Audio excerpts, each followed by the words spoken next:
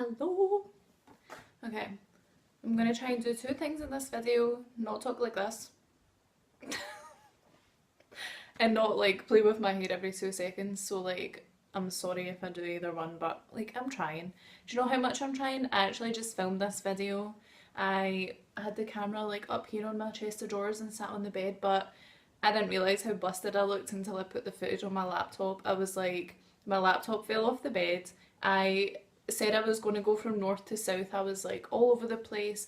I forgot to include a country. I hadn't brushed my hair properly. The lighting was like on half my face, like it was a hot ass mess, like 99% of my life. So I decided to refilm it. So I have my notes up here, but I feel like because I just said everything, I hopefully remember.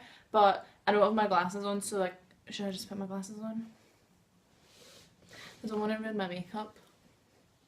Me that's not going to play with my hair, already playing with my hair. So I'm going to talk about travel visas, tourist visas in East Asia. I'm going to start in China and I'm going to include South Korea and Japan. I'm going to go all the way down to Indonesia and the Philippines, and I'm going to be talking about only for UK citizens. So if you're not a UK citizen and you're watching this, I'm really sorry. But every country has their own kind of national security website where you can find out any information you need.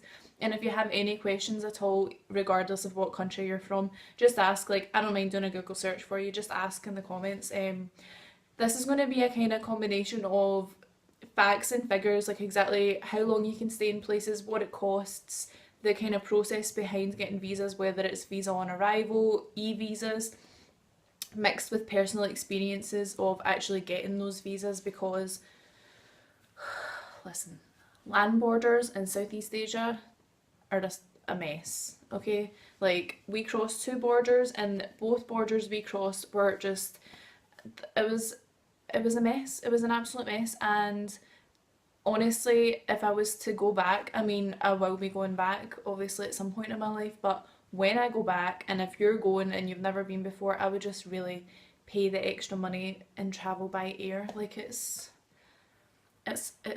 not worth it. It's not worth the stress, it's not worth the hassle. If you had great experiences travelling over land borders in Southeast Asia, please let me know, because every single experience I've read about has been like a horror story. So with that being said, let me get started. So I don't know why I keep doing this. I don't know. I just feel like it's very bare. I'm trying to like take up more space. So I'm going to start with China, because it's kind of like the most central north country I'm going to talk about. So when I applied for my Chinese visa, it's like 4 years ago to the day basically. I think we paid about £80 plus a processing fee, and what I mean by that is we had to physically send our passports to the Chinese embassy in Edinburgh. We had to pay for them to be sent recorded delivery because they're identification documents. So I would say it cost maybe like £7 or £8 to send both passports, and then within the folder we had to send all of our paperwork, cash, and an envelope addressed to send for them to send it back once the visa was approved, and then the cash, or I think you can send your card information to pay for the visas. Now, like I said, 4 years ago, I'm sure, listen, I know, we were students, we did not have that much money, like, we would not have paid. I've looked high and low because I could not believe this was the number, right? But everywhere I've looked says for a single entry 90-day visa, you have to pay £151. Like, it's crazy. It's absolutely crazy. Like, who wants to pay that? So my recommendation if you're going to be traveling to China is honestly only go if you're going to get your money's worth out of paying that amount of money, because it's just absurd. Like, you could take a weekend break in Europe for that, and that's just the visa. You never mind flights across the world, hotels. Like, it's just crazy. It's crazy. I just wouldn't be doing it personally.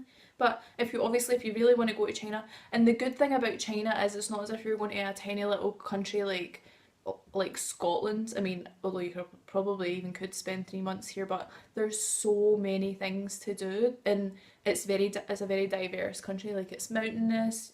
You've got like a coastline. There's, I don't know, cities, like so much to see. So if you are going to China, like, just make sure you get your money's worth. Next I'm going to talk about, I'll just group them into two because they're the same. So hold up, I'm not saying they're this, like, don't, but the same like visa wise. So for UK citizens, you can travel to both Japan and South Korea absolutely free for up to 90 days, which is actually pretty decent. Um, Obviously those two are probably the two most expensive countries to visit on this whole list. So the fact that you don't have to pay for a visa is fantastic. Next I'm going to go down to Vietnam because that's the next one south.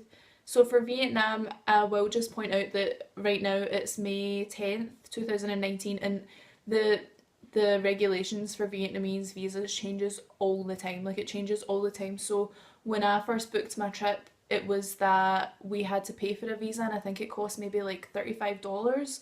But by the time we actually got around to kind of doing the paperwork and preparing for the trip, we were exempt for visas, and it's still the case right now that UK citizens are exempt for visas. So you can stay in Vietnam for up to 15 days, and if you want to stay any like amount of time after that, then you have to pay a $25 fee, and then it's an e-visa, so you just like put all your information in online, but it does take up to 3 days to process. So if you kind of book a trip last minute, if you're in Southeast Asia, um book your visa in advance, or else like they won't let you in.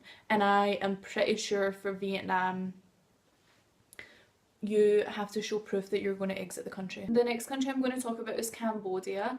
I forgot to mention something when I was talking about the Chinese visas. When you apply for a Chinese visa in advance and you apply for an e-visa for Cambodia, both are valid from 90 days from when they get approved, but when you actually physically enter the countries, then they're only valid for 30 days, you know, so you're actually getting a 30-day travel visa. So the Cambodian visa costs $36 regardless if you apply online or if you get a visa on arrival. The only condition for getting a visa on arrival, whether that's by land or by plane, is you have to have a passport size photograph of yourself, and they take up a whole page on your passport. So the one thing I will say, this is kind of where the personal experience part comes in for visas. The land border we crossed from Thailand into Cambodia, we were travelling from Bangkok to Siem Reap, first of all. I think it took about 4.5 hours on either side of the border, and then we crossed over at Poi Pet. Oh, I just blew so hard my phone moved. We were stopped right before the border, and we were taken to this kind of house. I thought it was like a stop for a bathroom break or a restaurant or something like that, but they separated everybody on the minibus by country, so we were put in the kind of United Kingdom bracket, and we were taken into this kind of office. They asked to have our passports, and I was like, I'd already read about it, so I was like, I'm not going to hand over my passport to anybody who's not an immigration official at a border. So we just asked to be taken to the border, but what we found out later was that everybody else on the bus who purchased their visas, it was totally legitimate. Not all of them are legitimate, so this is why I was very wary. But they all got their visas, but they had to pay $7 extra than we did at the border, so we just went to the border. Like the land border, it's not nice. It's really not nice. I've read things about the police at that border, like a little bit of corruption going on. So I just, especially if you're traveling with children, like I just would not.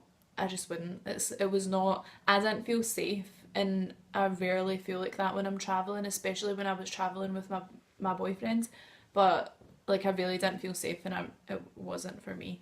The next place I'm going to talk about is Thailand. That's on the border. Thailand's free for up to 30 days. But the great thing about Thailand is if you fly in and out, you can renew your visa as many times as you want. I mean, I'm sure within reason, but the first time we went to Southeast Asia, I think we flew in and out of Bangkok maybe 3 or 4 times, and we never had a problem. But if you're crossing the border by land, whether that be down from Malaysia or over from Myanmar or from Cambodia, then you can only cross a land border into Thailand twice in the space of 12 months. So I would keep that in mind when you're planning your trip. South to Malaysia, you get a visa for 90 days, which is like amazing. And I'm just going to say, like, I really think Malaysia is very underrated when it comes to the kind of Southeast Asian travel scene. The islands and just the landscape in general I found to be a lot more unspoiled than Thailand, and a lot less densely populated, even in the like big tourist locations.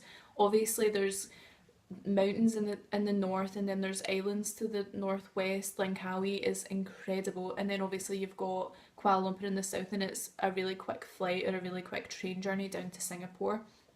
Singapore is free as well. The same as Hong Kong and Macau, because they're kind of independent states, even though they are affiliated. Well, Hong Kong and Macau, at least, are affiliated with China. Into Myanmar, to the west of Thailand, you have to no, I tell a lie. You can get a visa on arrival, or you can apply in advance, but it costs $50 US, which is about £35 for a 28-day visa. The only thing I will say about Myanmar is right now there's a lot of troubles going on, let's just say, in the north, and I would just do your due diligence and just be very careful, because things are going on. So now I'm going to talk about Laos, which is a tiny little country. It's a landlocked country between, I think, China, Thailand, Cambodia. It might border Myanmar as well. Like I said, geography is not my strong point. Anyway, Laos, we crossed the land border coming from Hanoi to Vientiane, the Laos capital. It was a 27-hour bus journey. It was not fun. And at the land border, so for a 30-day visa in Laos, it costs $35. That's what it says online. When we crossed the land border, the Vietnamese border agents charged every single person on the bus, and I'm assuming every single person on every other bus, $1 to stamp their exit, to give them their exit stamp. So what happened was we only converted Vietnamese dong into $70 because that's all we thought we needed. Again, I wish I'd done more research before I'd went in, because I would have taken an extra $20 just in case money, but we never. So anyway, so we were already $2 down, and then we got to the Laos side of the border, and again, for the Laos visa you need to have a photograph, a passport photograph. You can get them any tourist destination. They have little shops, little hole in the wall shops where you can do that. They charged every single person a different amount of money, so that the standard, what it should cost is $35, but I got charged $34 and Paul got charged $37. There was another guy that got charged $35, so we didn't have enough money to pay for it. So thankfully someone else gave us $3 or $4 that we needed. But if you are crossing by land anywhere, and I would just say this in general, I would always keep, I think US dollars is the best to keep. If you're going to take pounds, take English notes. I would always recommend having extra money, but US dollars is kind of widely accepted as currency in all the countries. Cambodia, they exclusively use US dollars, so I think it's always good to just have a kind of backup 20 or 25, just that in case of emergencies for times like that. I mean, we could have been on a bus with a bunch of people that didn't want to give us a couple of dollars, and we would have been stuck in Vietnam. So the last two places I'm going to talk about are Indonesia and the Philippines. Both countries, you can stay for up to 30 days without a visa, and both countries you can pay to stay for longer if need be. If you do want to extend your stay, whether it be for Indonesia, the Philippines, or any of the countries I've spoke about, if you want to stay for longer than the visa exemption period, there's always ways to pay for additional time in the country. Whether that be leaving the country or coming back, I would just always recommend emailing your local consulate or your embassy, or phoning, just to kind of see what it's going to cost first of all, and see what the legality surrounding everything is. Now, I got all the information I've spoke about in this video from the uk.gov website, so I just thought it was a good opportunity to kind of show everybody how different the visa process is for so many different countries, whether it be totally free, whether it be visa on arrival, or whether it be having to apply in advance. I would just always make sure when you're planning a trip, before you book any flights, look at the visa process, because if you end up booking a last minute trip to China, not that I imagine many people would, but if you do end up doing that, you could arrive there and then not be allowed in the country. It's just not worth it, is it? So I think that's all. Is it? Yeah, I think that's all. I really hope this helped at least one person. Like I said earlier, I'm sorry if you're not from the UK, but it kind of shows people from all over the world that it's not just the UK, that it's a different process for every single country. So definitely do your research, and I will be back with my weekly vlog on Sunday.